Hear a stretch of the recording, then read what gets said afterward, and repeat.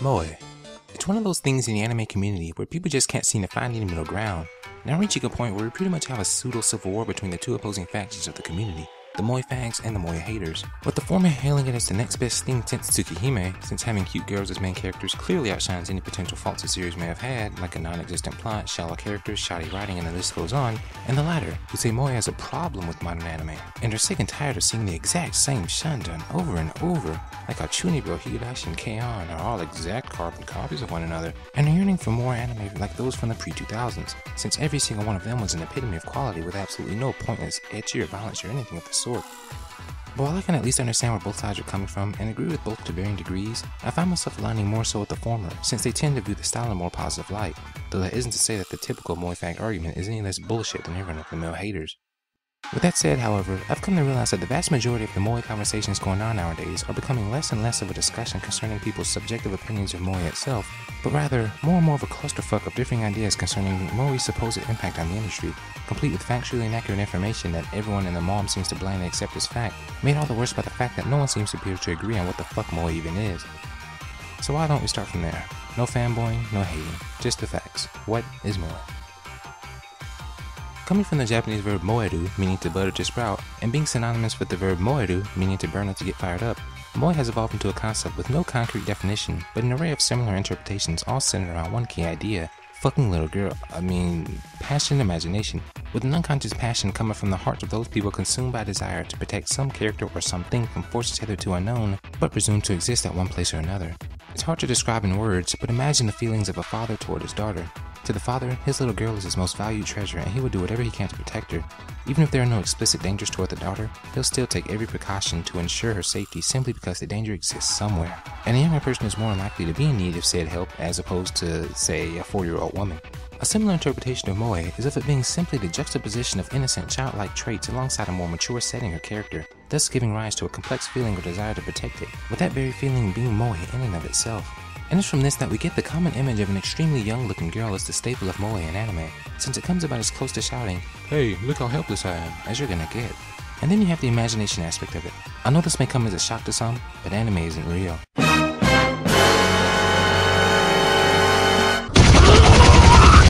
And all but the most disillusioned of otaku realize this.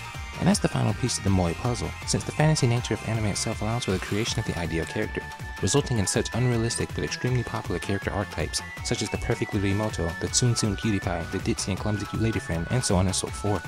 Anyone who's actually had the real-life equivalent of these idealized archetypes, the annoying-ass little sister, the bitchy but sometimes nice hot chick, or the mentally challenged girl on the short bus will all tell you that they're nothing like how they appear in anime. But that only makes sense, since if anime characters acted exactly as they do in the real world, then you'd end up with a fucked up lineup all ranging from the entire cast of Higurashi to this little brat from CQ Boo. And the same goes for characters people would typically call Moe. I've come across plenty of little kids with mouths dirtier than Tomoko's mind, and forget about wanting to protect them. More like I found myself on the verge of spanking their spoiled behinds. Anyways, combine the two ideas and you have an idealized character toward which people can develop their own personal judgments and attitudes, resulting in the fans ranging from those who feel a legitimate need to keep the character pure, innocent, and safe, as evidenced by certain incidents where fans have literally destroyed every piece of merchandise relating to said character after the series so much as hinted that she may not be a virgin, to those fans who simply see these cute characters as just that, cute, which on its own can induce feelings ranging from aw to meh. This disparity serves to show the hazy nature of Moe itself, but also solidifies this underlying fact. Moe is a feeling, not a genre, not an archetype, not a character trait, and most certainly not lolicon, but a feeling. That burning fire you feel in your chest every time you see that cute little kitty cat rolling around with its yarn ball. And since the feeling can range from non-existent to overwhelming, it only makes sense that the term itself would be so hard to pinpoint. Much like how you probably couldn't explain what love is, even if I asked you to articulate it into words. You can't just point at any single thing and say, yep, this is love, just like you can't point at a character, show, or art style and simply say, yep, this is Moe. The fandom's very attempts at doing just that, attaching an abstract feeling to some concrete object, is exactly the source of the entire Moe debacle.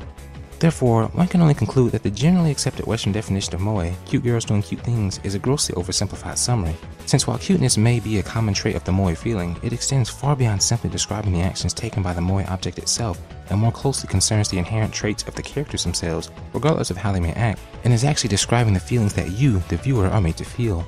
In other words, Moe has less to do with looking and acting a certain way, and more to do with how we see them within the setting presented, which explains how a clueless dunce like Alice and Tomoko can be thought of as being Moe, but so can characters like Nagisa, Armin, or even L.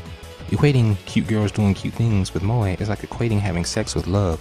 Though they may often occur together, I doubt most of us would want to have sex with our parents, siblings, or pets, even though we do love them, nor is something automatically moe on the basis of being cute alone. But even with all that said, I think we all know what people mean when they say things like, "I'm so tired of all these moe blob shows coming out," or "Why is like 90% of everything coming out nowadays moe?" So let's take a look at these sentiments and see what kind of factual basis they have in the real world. First off, what many of us know as moe blob anime shows that focus on a group of girls going about their daily lives of fuck all happening can be more correctly identified as schoolgirl comedies, a subgenre of the slice of life metagenre which, just as its name implies, is generally centered around a group of girls going about their daily lives with varying doses of funny thrown in throughout. It's a niche genre to be sure, one which most people, save for me and a handful of others, find to be mind-numbingly boring. Something like Hidamari Sketch, my review of which can be found by clicking the link in the description below, wink wink, or quite possibly the most edge-of-your-seat moment was when one of the main characters nearly slipped down the stairs on her way to school. Fucking exciting, right? Now, as a non-fan of the genre looking in, it's easy to dismiss those kinds of shows as being rehashes of one another with no originality whatsoever. But any fan of them can tell you, myself included, that any two are as different as something like Evangelion and Naruto and Attack on Titan, both of which fall into the shonen demographic but seek to achieve different goals in different ways. It's the same with schoolgirl comedies, though the differences are more subtle and based on the traits and development of the characters themselves, meaning that in order to see and appreciate these differences, you have to actually watch more than 10 minutes of the fucking show. And just like how you can't accurately judge all shonens after watching one or two of them, you can't judge all schoolgirl comedies after watching just one or two of them either, since each demographic or genre has its own fair share of both gems and Mars of Destructions. As I said earlier, it's a very niche genre, meaning that there are comparatively fewer fans of it in the Western community.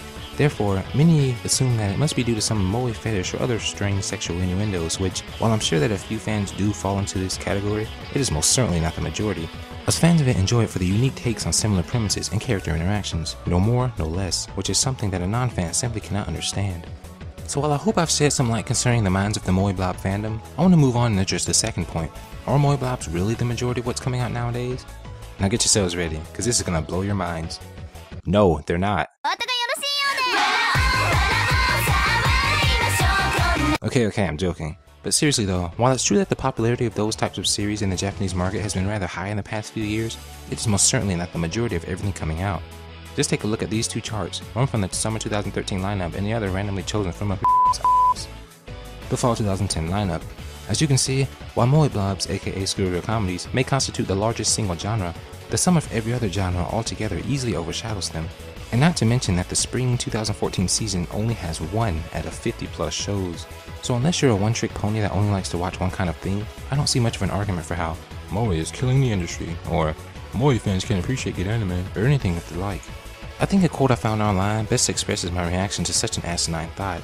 Quote, "Fact is, moe lovers are the most open-minded anime fans, and it's much easier to find a cute girls doing cute things fan liking Serial Experiments Lain, Revolutionary Girl Utena, or Gundam than a mature fan giving any credit at all to anything outside his field of interests." End quote.